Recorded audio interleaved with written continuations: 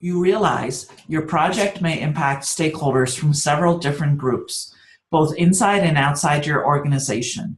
What data representation technique might you use to collect requirements for the project? Pause the video and answer the question. When I look at the question, a key phrase is data representation technique and collect requirements. I look at answer A, affinity diagram. I try to picture this diagram in my mind.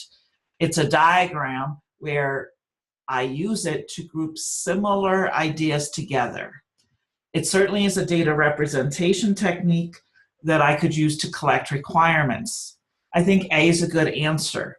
B, benchmarking. When I think about benchmarking, I think about looking at the requirements for our project and benchmarking them against requirements for someone else's project.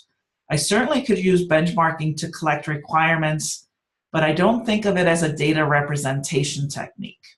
Brainstorming, I could use to collect requirements. With brainstorming, I get a group of people together and we try to come up with ideas or requirements related to the project. Benchmarking and brainstorming are both related to collect requirements, but they're data gathering techniques, not data representation techniques. Stakeholder engagement assessment matrix. This matrix I would use when I'm planning for stakeholder engagement. It is a data representation technique, but I would not associate it with collect requirements. The best answer here is answer A, affinity diagram. Again, how did I get to answer A? B and C are associated with collect requirements, but they're data gathering techniques. D is a data representation technique, but not associated with collect requirements. Let's talk a little bit more about an affinity diagram. On the left, I have a group of unorganized ideas. On the right, I've grouped similar or like ideas together, and we call this an affinity diagram. Ask, how would you use this to collect requirements? For me, I would use it to group similar ideas or requirements together. Let's talk a little bit more about data gathering versus data analysis versus data representation. A few examples. A focus group. Well, I use focus groups to gather information. Simulations.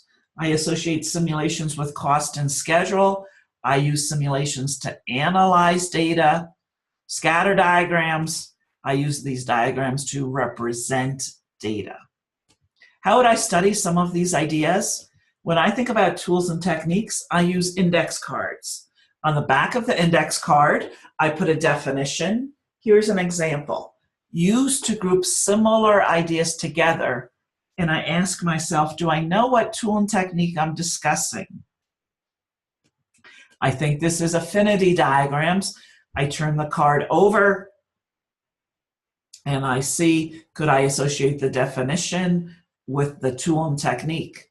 Once this is easy, then I look at the front of the cards, affinity diagrams, and ask myself, do I know how or when I would use affinity diagrams?